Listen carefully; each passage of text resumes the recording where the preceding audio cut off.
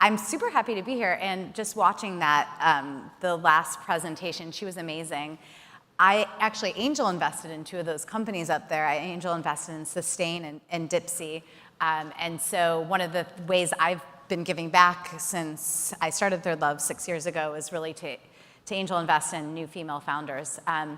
So Third Love, does everyone know? Have you heard of Third Love? Do we have any customers in the, yay! Awesome. So I was going to talk a bit today just about the journey and kind of how I got from, not having a brand name to today where we're a reasonably well-known brand across the country. And I have to say, I actually attended this conference in the first year. So I was here 5 years ago for that first, the first iteration of this. So it's kind of crazy to be back on stage. So here we go. This is why I started Third Love. In 2012, I was working at Google, actually, and I was still shopping at a Victoria's Secret store. And the moment for me that really made a difference was basically going to the store, doing the same thing I would always do, which was try to get in and out as quickly as possible, not make eye contact, not get fit. And generally, the smell and the sales associates and everything was just totally uncomfortable. So I'd check out and run out of the store as quickly as possible with a bra that didn't fit. Well, the last time I did that was in 2012, and I took that pink striped bag and I stuffed it into my backpack. And I did that because I was so embarrassed that I was shopping at the store and spending money there. And it didn't represent who I was as a woman. It didn't represent anything positive to me, and I really wondered why. And I did a lot of research, and there weren't any other options. In 2012, 2013, when I co-founded Third Love, D2C, direct-to-consumer, was not a term. So that wasn't even used yet. It was a totally different landscape. So what's our mission? Our mission is to help women everywhere feel really comfortable and confident in their own skin. And what this means to me, the best compliment I can ever hear from women is that I forget I'm wearing a bra when I have a Third Love bra on. And why that's really, really important is we all as women have a lot better things to do than be fidgeting with our bra, to be really uncomfortable, and just to be thinking about it. So that's really the goal of what we do, is to make you forget you have your bra and underwear on. So where are we today? We've done a few things that I'm proud of. One of the most important things that we've done is give back. So we're the largest donor of bras and underwear in the country. One of the things that a lot of people don't know is that there's very few organizations that are even set up to accept donations of bra and underwear for hygienic reasons. So we've really partnered with many organizations to make sure women everywhere have access to those basic needs.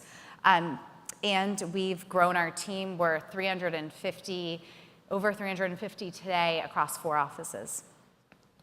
So what makes Third Love different? 3 things: product, data, and brand.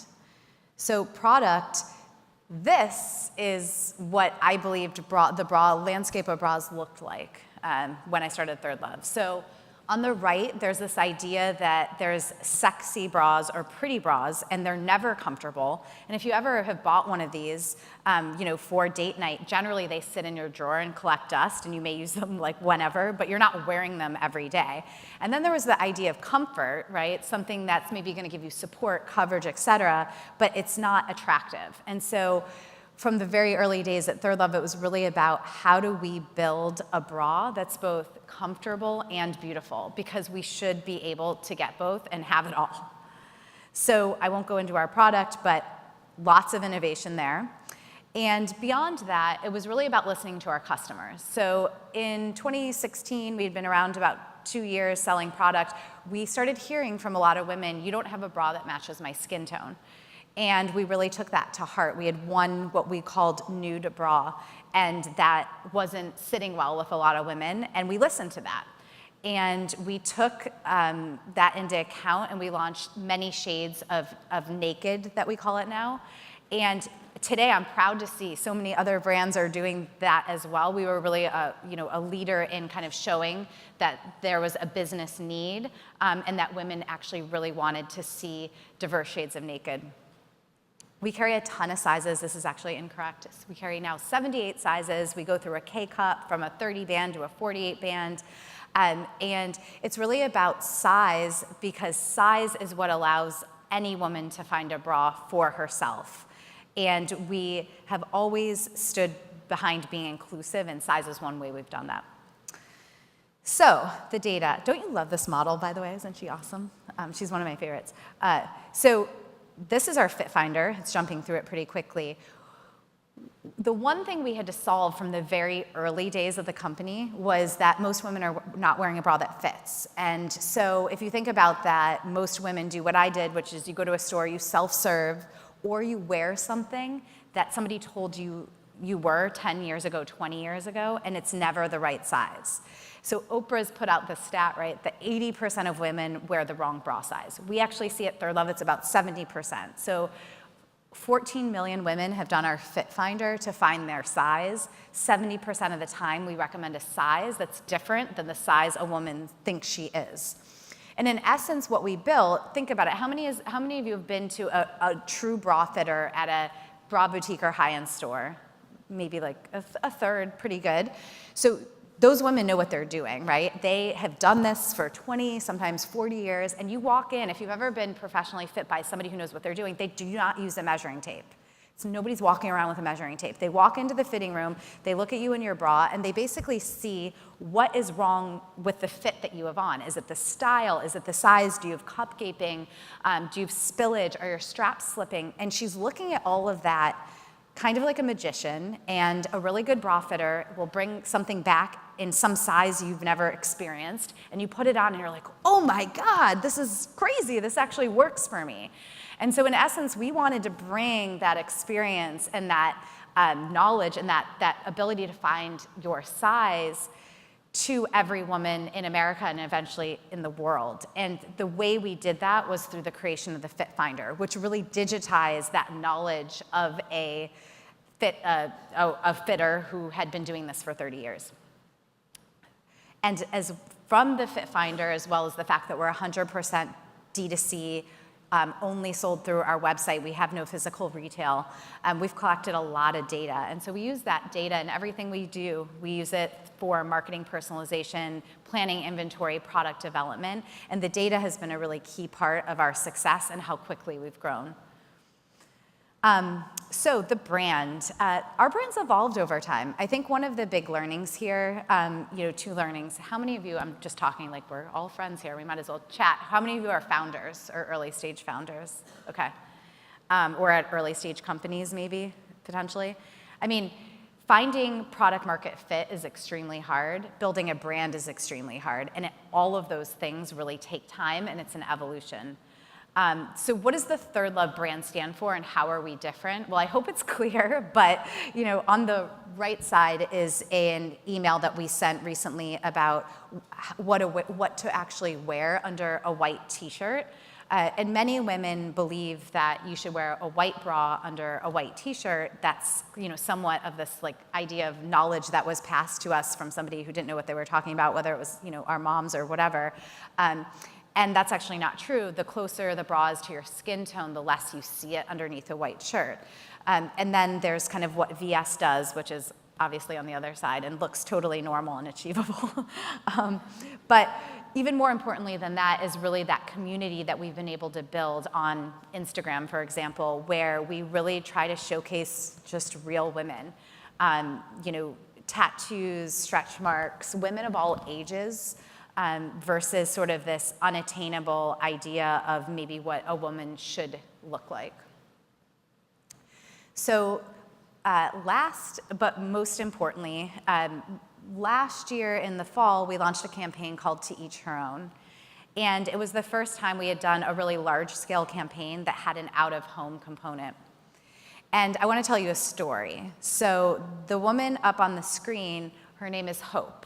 And Hope wrote this email to us and sent us this picture of herself in an email, and it got forwarded to me from our Fit Stylist team. And we read this note, and I read this note, and I'm like, wow, she's like, this is awesome. Like, she looks amazing. She loves our bra. And I felt terrible. As anyone knows, when you get customer feedback where you feel like you're letting your customer down, there's nothing more painful as a founder. And so when I read this, I was like, Hope is totally right. Here we are, a brand touting ourselves as being inclusive and showing all these, body shapes and ethnicities and sizes and breast sizes, which we were doing. But she was 50 years old and felt completely unrepresented in our catalog that we had sent to her house, right? And that was another moment where listening to our customers and really evolving our brand based on customer feedback allowed us to do something really special. So the reason I tell the Hope story is we set out to create a manifesto, to create a story that women could engage with. And I won't read the manifesto, but it was pretty powerful. And from the manifesto, we shot real women. And so this was, these 3 women were from the streets of Brooklyn that we found that were comfortable in getting shot in their bra and underwear. And some of them were actually prior Third Love customers. And we just shot them for who they were. And it was a very important moment for us as a company. And the big thing here, too, was we really focused on having life stage diversity, because we're a brand for a woman, no matter whether she's 16, 35, 50, or 80. That's who Third Love is. It's a brand for all women.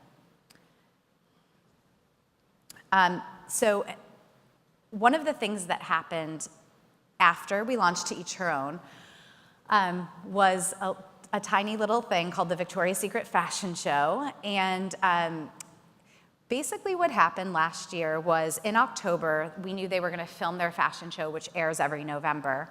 And we petitioned with the supermodel Robin Lawley to ask VS to be more inclusive or boycott the fashion show.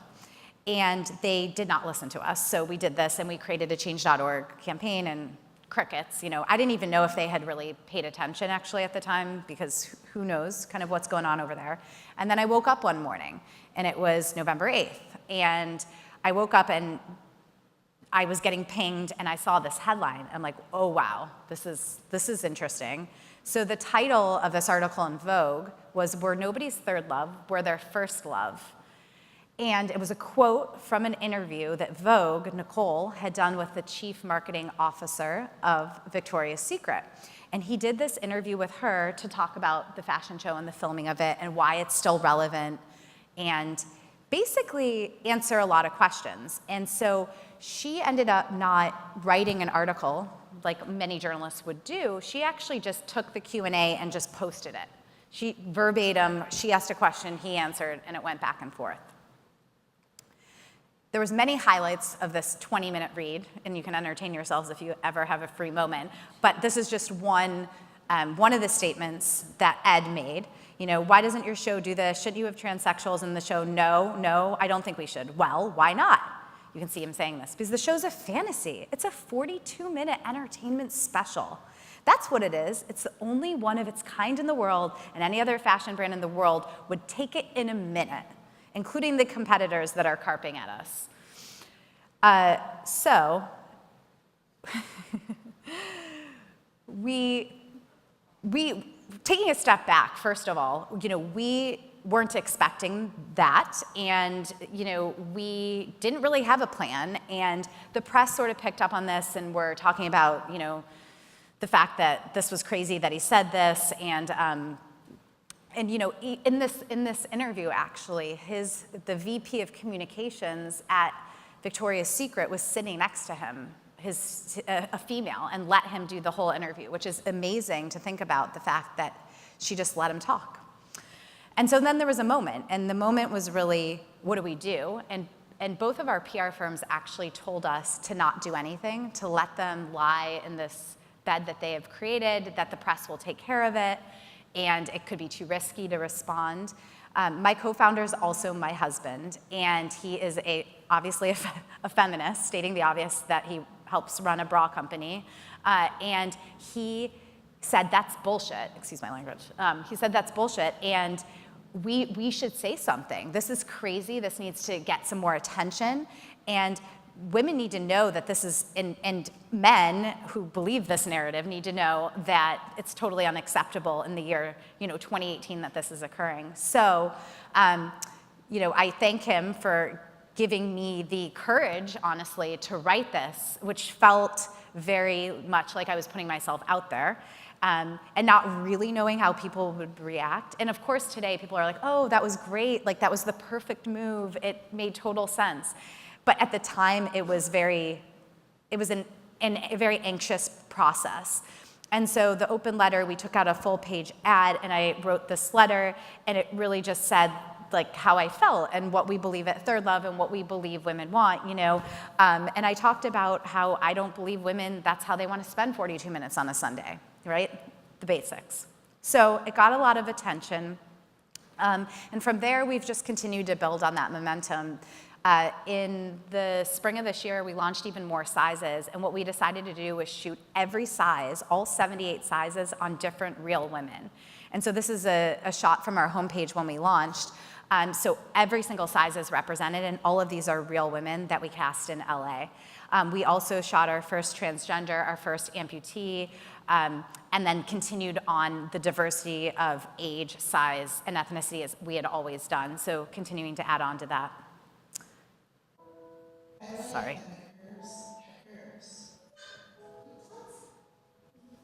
I'm an absolute individual and original. I'm one of a kind. I'm alone and I'm never ever lonely. She's my soulmate. Never very invincible. I'm old enough to know better and young enough not to care. I'm 71, but I feel 17. Apparently I'm in my 50s. I sometimes feel like I'm the oldest one here. I like that my body is a roadmap, and you can follow the signs. I'm not perfect, and honestly, I don't want to be. I already like where I am, but I want to love who I'll be. She did. To each her own. Third love, bras and underwear, for everybody. So that's our 60-minute teach her own spot, and we were really proud of kind of putting out this idea that a bra and underwear company could show something that's really, really different than probably any bra ad you've ever seen on TV. And interestingly enough, even through this process, one of the women was breastfeeding. There's different stations even to today that won't let us advertise there because of the breastfeeding scene. I mean, that's still the environment we are living in today. So I think there's been a ton of progress made, a lot more to do, and happy to have been hopefully a part of like moving things along slowly but surely. But thank you so much, and I hope you guys have a great weekend. Okay.